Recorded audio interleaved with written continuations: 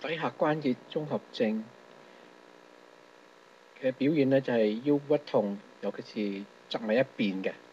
唔能夠坐得太過耐，好似坐太過耐嘅長途巴士或者係飛機呢，嗰個病人呢都一定要起身行下，又唔拎得重嘅嘢，又唔行得太過耐。底下關節功能嘅障礙呢，會衍生出一啲其他表面上好似同底下關節功能障礙無關嘅痛症。常見嘅咧就係有急性嘅腰痛。學術上咧呢個叫做係椎後關節鉗鈍，下邊會比較詳細啲講噶啦。膝頭哥痛啦，同埋腳踭痛啦，同埋咧坐骨神經痛，亦都係喺下邊會詳細啲講噶啦。你哋睇見圖裏邊咧，嗰個底下關節咧就係喺嗰個腰骨嘅兩旁嘅，唔係喺正中間。中間嗰嚿骨咧，三角形嗰嚿骨咧就叫做底骨。兩邊咧兩嚿骨咧就係叫做髂骨，所以咧叫做底髂關節，係喺腰嘅左右兩邊，喺腰眼叫做腰眼嘅地方。底下關節衍生出嚟嘅其中一個好常見嘅腰骨問題咧，就係好多人都講嘅坐骨神經痛。其實坐骨神經痛咧就唔係一個病名嚟嘅，係一個病徵嘅名，就好似頭痛係一個病徵，就唔係一個病名，唔可以用嚟做診斷，因為好多病都會出現有頭痛嘅問題，譬如中風又會頭痛，普通肌肉嘅問題亦都會頭痛，所以你話頭痛就醫生唔知你係咩病，咁我要檢查一翻就知道。咁底下關節咧，因為係一個做重型工作嘅關節，咁如果佢係失去咗功能嘅時候咧，呢個重型工作嘅責任咧就落喺其他嗰啲關節比較細嘅關節上面。咁椎間盤咧就係其中一個代償嘅關節，叫做即係代嗰個底下關節做佢重型工作嘅工作，所以咧就係好容易咧就係出問題，因為你根本都唔係設計嚟做重型工作噶嘛。椎間盤就係你見到咧藍色嗰部分咧就係軟骨嚟嘅。當佢成日要做避震嘅工作嘅時候咧，做得太過多嘅時候咧，佢頂唔順啦，咁咧就會突咗一啲咁多出嚟。喺左下角嗰咧就突咗出嚟嗰個藍色嗰個圖，突出嚟咧就壓住嗰個神經。我哋見到嗰個咧就係放大咗嗰一部分咧，就係嗰個突出嚟個椎間盤咧壓住個神經。咁咧，因為你壓住神經嘅時候咧，就出現咗嗰個放射痛，即係由腰骨一路放射到腳嗰度。咁咧就好多人咧就叫呢種咁樣嘅放射痛咧叫坐骨神經痛，因為坐骨神經咧就係喺腰骨一路伸展到去腳嘅，由好多條個腰神經組成嘅。咁所以咧呢個叫坐骨神經痛。咁個病因咧，其中一個病因啦就係因為嗰個椎間盤要做代償嘅工作，佢代嗰個出咗問題嘅底下關節咧，就做個避震嘅工作。佢做唔掂嘅時候咧，咁咧就出咗呢個問題啦。咁個纖維環咧，因為佢係只能夠係做到一部分嘅工作嘅啫嘛，太多就唔得噶啦。咁咧就出現呢個衍生出嚟嘅問題。當底下關節失去功能嘅時候咧，另外一個問題咧就叫做椎後關節鉗鈍。椎後關節顧名思咧，就喺嗰個椎體嘅後方左右一對嘅關節。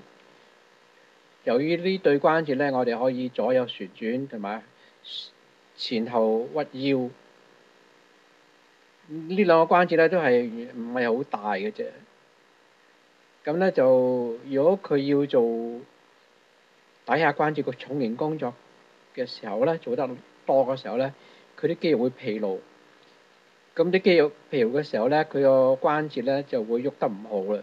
喐得唔好嘅時候咧，一唔小心嘅時候咧，佢咧就會夾到嗰個關節膜。咁情況咧就係好似我哋啲牙齒咧，突然間有時就好意外地咁咧，就咬住嗰個嘴嘅內層。咁嗰個係好痛噶嘛，而且佢咬住之後咧，仲唔放嘅。咁所以咧，好多人咧一有咁嘅問題嗰時候咧，就馬上攣咗喺地下。咁佢話我只係揾低要執張紙或者執支鉛筆嘅啫嘛，咁佢就攣咗喺度啊，就痛到唔行得嘅啫。咁但係咧呢個咁嘅情況咧，雖然係見到係好嚴重，但係咧如果你有經驗嘅醫生咧，用手法將佢解翻開嘅時候咧，嗰個病人咧就馬上可以喐得翻嘅。雖然有啲痛，但係咧可以馬上可以喐得翻。就係見到就係好得人驚，但係咧就係治療嘅方法咧就唔係咁難。但係如果要根治嘅話咧，你一定要整翻好個底下關節。如果唔係嘅時候咧，佢落波咧又出現一次，落波咧又出現一次，又唔知幾時出現先慘喎。呢個就係好得人驚嘅時候。喺報紙上見到咧有一啲醫護人員咧，佢提出叫做底下關節加固工程。咁呢個咁樣嘅治療方法咧，就能唔能夠根治底下關節咧？我就唔知道。但係咧，就睇佢嘅描述咧，就係佢話用嗰個盤骨風，即係其實就係腰風啫。但係佢咧佢係綁喺嗰個盤骨嗰度，將個盤骨固定佢，就加上咧就係盤骨核心嘅肌肉運動。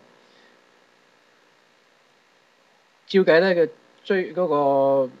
底下關節咧，就唔係喺個盤骨個核心嚟嘅，喺個盤骨左右兩邊嚟嘅啫。咁你睇嗰個圖嗰啲肌肉咧，就知道主要咧就係臀部嘅肌肉係固定嗰個椎間一個底下關節嘅。你睇翻第一幅圖嘅時候咧，你會見到嗰個底下關節咧喺嗰個盤骨嘅左右兩邊嘅，唔係喺正中間嚟嘅。咁所以你話盤骨核心肌肉嘅時候咧，我相信佢係只係嗰個盤骨左右兩邊嘅肌肉嘅情況係比較多啲。運動呢啲咁嘅時候咧，就可以加強嗰個底下關節嘅嗰個堅固程度，呢個係可以想像嘅。但係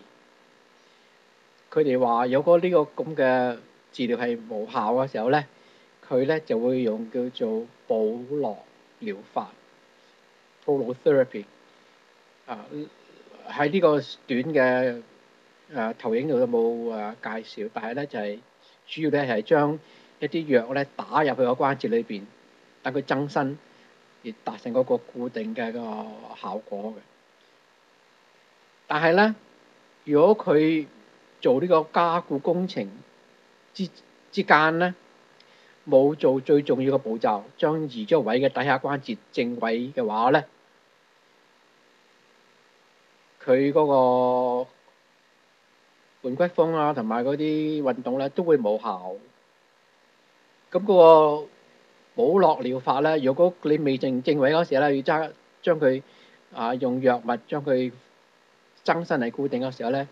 你嗰個錯咗位嘅底下關節就永遠都係錯位㗎啦。